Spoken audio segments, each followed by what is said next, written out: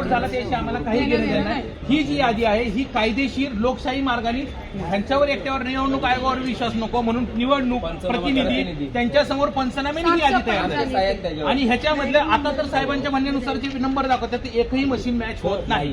ह्याच्याविषयी त्यांनी आम्हाला तो रिपोर्ट दाखवावा, सगळी प्रोसिजर दाखवावी आणि मग आमचं ऑब्जेक्शन रिटर्न मध्ये सस्टेन करावं आणि प्रोसिजर पुढची चालू करावी. सर तुम्हाला आलं लक्षात तयार करते एक कागद पेन द्या तुम्ही वाईट नाही तुला तयार करून देते नीट व्यवस्थित आणि तुम्ही म्हणले नंतर पाण्यात येईल सर तर नंतर पाण्यात येईल ही प्रोसिजर नाही. आमचा अर्ज फेटाळा केला त्याचा तो तुम्ही तुम्ही आतमध्ये चौघांनी बसून अहवाल काय केला तो आम्हाला कसं काय कळणार आहे. आमचं मशीन ऐका तुमचं कॅमेरासमोर बोलून हे तयार करा 2 मिनिटं त्यांना सांगतो कुणाला कुणाला पण सांगतो. प्रतिनिवडणूक अर्ज मशीन बदललेले आहेत. ज्या मशीनची यादी आम्हाला दिली पंचनाम्याने ती वेगळी आणि ही वेगळी आहे.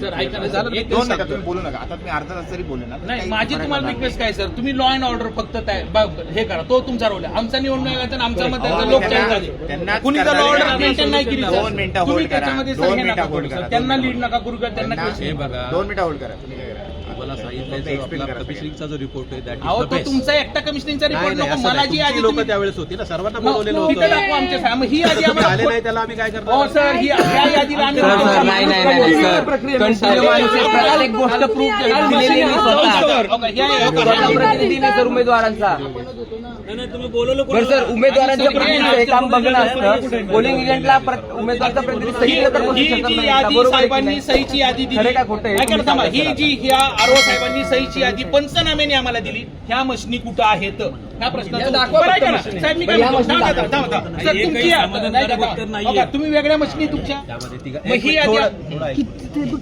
त्याच्यानंतर काल बूथवर ज्या काही गेल्या त्या मशीन सगळ्या टॅली होत आहेत. तुमचे लोक तिथं होते त्यांच्या सह्या त्या ठिकाणी आहेत. अभिषेकला जी मशीन झाली ती आणि त्या मशीन टॅली होत आहे.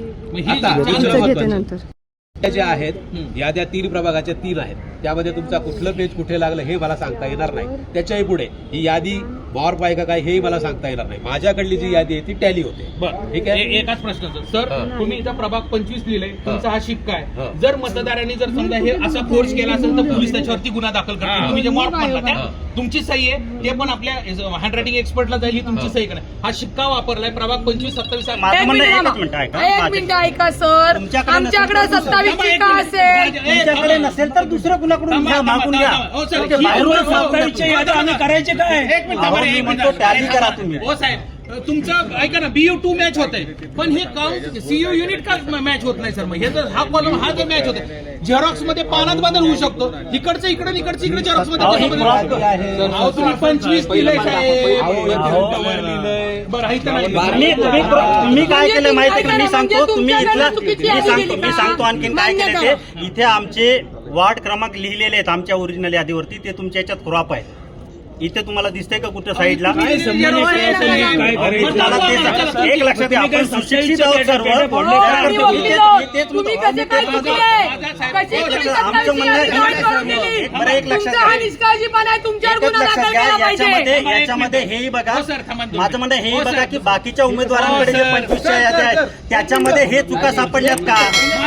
तुमच्याकडे सापडल्यात, बाकीच्यांकडे सापडल्यात का? बाकीच्यांकडे कुणाकडे सापडले नाही. प्रभाग 25 12 नंबरला पण चेक करा. हे पहिल्याच याच्यात झालेला विषय हा सर.